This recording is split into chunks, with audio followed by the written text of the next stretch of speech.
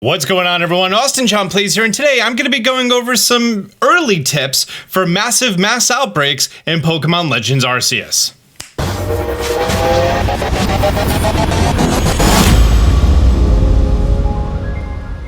The Pokemon Legends Arceus update that went live today, Pokemon Day, February 27th, introduces a brand new mechanic called Massive Mass Outbreaks. And there's a part of the story that kind of brings you through every region, and you kind of get a little bit of a sense of what's going on here. I've been messing around with it for a few hours now. While we don't know any numbers specifically, we do know a few things. In regard to how the regular mass outbreaks work, it's been observed that they tend to despawn instantly now. So the previous shiny hunting methods that we've discussed in version 1.0 through version 1.0.2 seem to no longer function at all or as well as intended as they did before.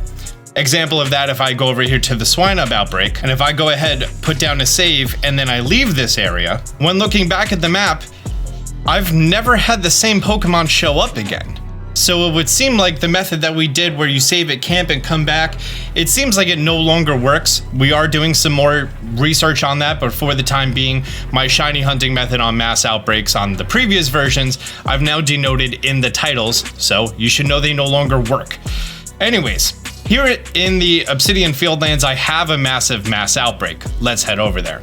You could choose either camp. We're currently running more testing on exactly how the timer for this works, if it's related to how many outbreaks you clear or anything else like that. I am going to be releasing videos on more optimized methods and additional information. I may pin it at the comment down below. You may see a card right over my face right now. For these massive outbreaks, I don't even bring smoke bombs with me. In fact, the only things I bring are regular Pokeballs.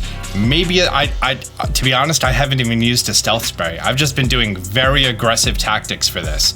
So I'm just gonna bring Pokeballs, Ultra Balls, Jet Balls, Sticky Globs, and a tier 1 stunning item. For example, the Balls of Mud, or the Snowballs, or the Spoiled Apricot. And the exact order in which I keep these actually is very dependent on what Pokemon I'm going after. Actually, this kind of works because I'll have the Pokeball and the Spoiled Apricorn and the Jet Ball in a carousel, and then I'll have the Jet Ball, the Sticky Glob, and the Ultra Ball in a carousel. I think that's gonna work out really well. In addition, my next piece of advice is clear out your top row of boxes. All the Pokemon you catch always go to box 1, and that's gonna overflow if you do a couple of these back to back because you're catching a lot of Pokemon. I'm just gonna bring a powerful team with me, including my Arceus over here. So the Pokemon that you're gonna be finding in these massive mass outbreaks, there's a lot of them. You're gonna be finding evolved forms that you previously have never seen in the wild, including things like Ursaluna, Arcanine. You're also going to be finding alpha Pokemon easier, and the Agave berries here, as you learned in the tutorial. If you keep 5 Agave berries on you and you speak to the Munchlax over here, he's going to be able to reveal all of the massive outbreak Pokemon on the map. My advice is before you even do the Agave berry, in the settings, turn off your autosaves, put down a hard save, and now we're going to go ahead, speak to Mai, give over the 5 Agave berries. If there's absolutely nothing you want on this map, feel free to turn your game off and turn it back on again. What's this one at the top right? Oh, that's a Paris. Don't really care about that. You are going to be seeing Pokemon you've never seen in this area before, like Chatot is now no longer exclusive to just the coastlands. Chimchar is no longer exclusive to just Deer Track Heights and Romanus Park. We have Zorora showing up over here. And in addition, you are going to be able to find both the PLA starters and the Sinnoh starters throughout most of the regions. When the map is revealed to you, we may be seeing some icons by the Pokemon's faces. And, oh, I have literally no icons. Well, that's a bad example. Okay, let's go find another massive outbreak. By the way, to get another one, you just go back to town. You just go back to town, look at the map again, and then if there's nothing you want, go back to camp, go back to town. The same way you used to shuffle it to get a regular outbreak to spawn, you do the exact same thing for massive outbreaks. Wow, I got 3 of them. Okay. Well, now knowing that you can get the starters in all of them, I actually really like the Coronet Highlands because you start so high up, and also the Mirelands. Because you start so high up, you can use Braviary to make some nice quick streams down. So let's go here and we'll start at the Summit Camp. As I mentioned, she's going to be at all the different camps. I have 5 agave berries in my inventory. With autosaves off, I'm going to put down a hard save right in front of her. And if there's nothing I don't want, I'm just going to turn the game off, turn it back on to get those 5 berries back. Although I don't think the berries are going to be in very rare supply. Great, we have some icons here on the map. If we take a look at this Yanma over here, you're going to see that it has this little star icon. This star icon, through early findings, signifies that after you clear out the first group, there's going to be a chance that there's going to be a second group. And the second group is going to have either all alpha Pokemon or all evolved Pokemon or a combination of the two. So in theory, after going to this Yanma outbreak, I may experience a full outbreak of Alpha Yanmegas, and that could be a little spicy, not gonna lie. So from here, my strategy is actually a little weird, and I'm gonna turn the game off. I'm gonna turn it back on so that they're not revealed on the map for me. I'm gonna start seeing all of them one by one, and because it has this question mark icon, that means I don't know what it is. And what I want to do is I just want to look at the first 4 Pokemon. That's it. I just want to go, I want to observe what the first 4 are, and look at all of them, because there's a chance that one of the first 4 Pokemon can be a shiny, as I have already experienced with my first Rhydon outbreak here in the Highlands. There it is. So I'd say the fastest and easiest thing to do, if you just want a shiny, is just look at all of them. Granted, having Pokedex level 10 is going to make the higher increased chance of a shiny Pokemon, and the shiny charm, of course, is going to increase your chance of a shiny Pokemon as well. If there was an alpha Pokemon or regular Pokemon, nope, where one of these are, it seems like it's not going to be there. Like normally there's an Electivire hanging out over here, and he ain't here. From here, I'm just going to mark the next one on a path by my little flag marker, head over to it, bunch of Luxios, nothing. From here, I'm just going to head on down, and I'm going to sort of make like a nice downhill path, seeing all the outbreaks. From what I've seen so far, you can fast travel, and that doesn't run out more of the timer. So fast traveling is your friend for this. We got some Mime Jr. showing up. No shinies. If you're flying too far above them, you actually won't uncover what the icon is. It's up to you if you do want to uncover what they are. Oh, we got an Alpha Elekid. Do I need that? No, I caught one last night. Okay. Again, just continuing on with the path, seeing what they are, uncovering them one by one. Nice way to mark off what you haven't seen already. Bunch of Ghastlies, nothing spicy. Feel free to just fast travel whenever you want, as that's going to make it so you can go between them a little bit faster. You are going to have a limited time. From my early testing, I don't think you're able to do every single outbreak, no matter how fast you are. This seems like the best way, at least, you know, in the early days of this, for you to actually see all the Pokemon and, you know, get that low-hanging fruit. Oh, that's an Alpha Garchomp just hanging out there. You'll also see that it says the rainstorm has no signs of stopping soon. That tells you that it's going to be continuing on. Nope, nothing spicy here. Bunch of Gabites, bunch of Glagars, bunch of Bronzors, bunch of Shinxes. Not only are you looking at all the different outbreaks, you're also seeing if there's going to be any of the, you know, random shinies in the overworld, which, you know, always the best shinies are the ones that you're not expecting while you're just flying around. Usually the birds, bugs, and rocks. Bunch of Gravelers. Last thing I need is another shiny Graveler. And I only have 2 left, these 2 right over here. Right where Rhyperior likes to hang out. And we have some Hippopotas. Right where the Bronzong... Oh, look! Shiny Ghastly. So now we know that this Ghastly outbreak is going to have a shiny. It's going to be set in stone because we saved right before we started exploring all these. I'm going to turn the game off and turn it back on. That was the only visible shiny out of all of them. You may have 3 or 4 of them show up. Do 1 lap, make a mental note if you see any overworld shinies, and now we can do a more optimized route just going to the ones that do have a shiny. I'm going to now just go after the Ghastly immediately, and then I'm going to be heading out after the Pokemon that have the little shiny star. Listen, I'll be honest, I want to see a full Alpha Gengar outbreak. I think that's going to be pretty amazing. So objective number 1, let's go get our shiny Ghastly. We already know where it is. It's early hours at time of recording. We don't know if there's really a way to manipulate well what Pokemon are going to be spawning out using the KO versus catch methods that have been discussed via the RNG people. So for now, just go through.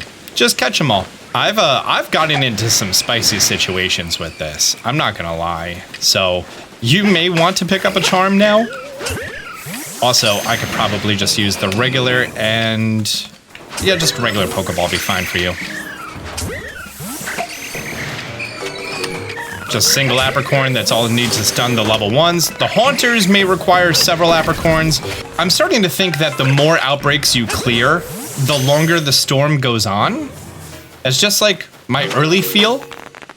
And also, there have been people saying that even without the little star icon, it is possible to get the outbreak to continue. So, looks like we're just going to need more testing for that. Now, I have the shiny Ghastly.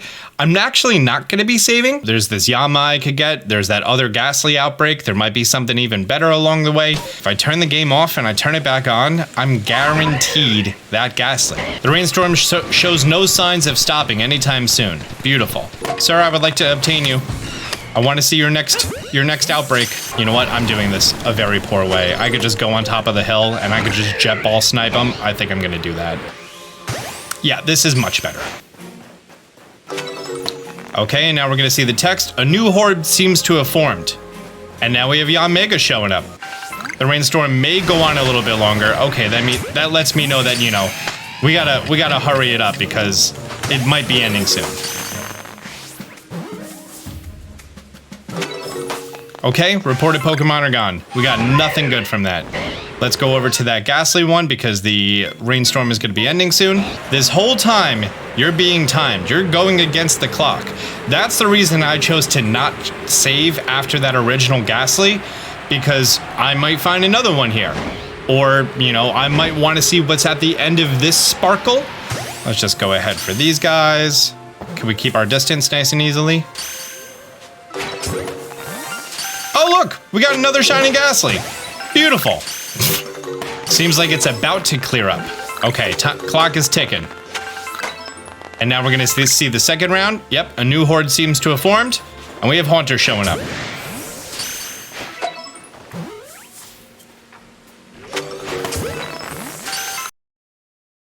Game? Oh! My game crashed. Okay. I know the outbreaks I want to do. I want to go view that one shiny Ghastly, and then I'm going to go to the other Ghastly outbreak, and after I catch a few, I know there's going to be one there. And then, honestly, there's nothing really too beneficial that I saw. If there's another Pokemon I want to go after, go for it. But I know my priorities now, because it's only the two I'm going after. I didn't even give them the agave berries. I just make a mental note of, you know, where the alpha Pokemon was, or which one was replaced. I can just come over here. We're going to catch this one shiny Ghastly. He's going to be the slightly bluer one back there. One ball, one catch. Great. Let's go on to the next Ghastly outbreak, which is this one over here. Doing this, I'm now saving a bunch of money on all those jet balls that I had, conserving that money again for, you know, the real evil villain of the game, the final boss, the guy who expands your storage. And after the first 4, we found that shiny, right? Yep, there he is. Jet ball. And are we good? We should be good. Got him. If you have a reason for continuing this mass outbreak, go for it. Me personally, I don't. I'm very happy with getting 2 shiny Ghastlies with very minimal effort. I'm going to go ahead and put those in my box of Pokemon that I need to sort out, that are alpha or shiny. I have gotten a stupid amount of shinies so far today.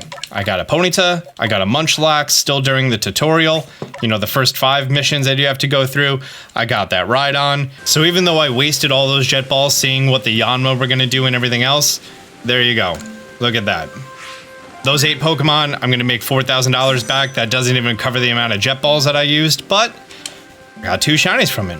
Gotta pay, gotta pay. I'm gonna go ahead and apply the exact same strategy to here at the Crimson Mirelands. But the Crimson Mirelands also has Unknown and Spirit Tomb, and to see those out in the wild, that's pretty crazy. Plus, I'm pretty sure the entire Cyndaquil line is here. We got a Spirit Tomb outbreak, that's dope.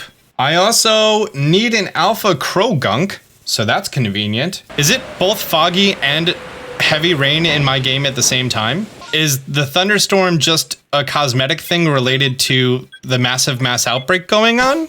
Guess I would need to enter a battle and then, you know, hit the plus button to see what's going on with the current weather conditions. All right, so I've looked at all of them except for the Spiritomb one here. I mean, I'm now looking at the Spiritomb one here. And there's nothing I really want to, like, really catch. All right, well, after clearing out the Spiritomb, and the only other thing that I wanted from here, I did not get any desired results. Although I'm noticing that this Toxicroak still has a star, so maybe there's another level to that one? Let's go test that out. Oh no. Yep, timer's over. Well, you know what? That's fine. I'll leave that to a little bit more testing to see, you know, if it goes additional rounds or whatever else goes on like that. And honestly, out of everything that I did on this run, I don't want any of it. Turn the game off, turn it back on. This is a brand new aspect to how this game works with these massive mass outbreaks, and there's a little bit more testing to do and figuring out, you know, how to do it the best way. So guys, if you found these early tips helpful, do me a favor, hit the thumbs up button down below. If you're new to the channel, be sure to subscribe, turn on notifications. Until next time, Austin John out.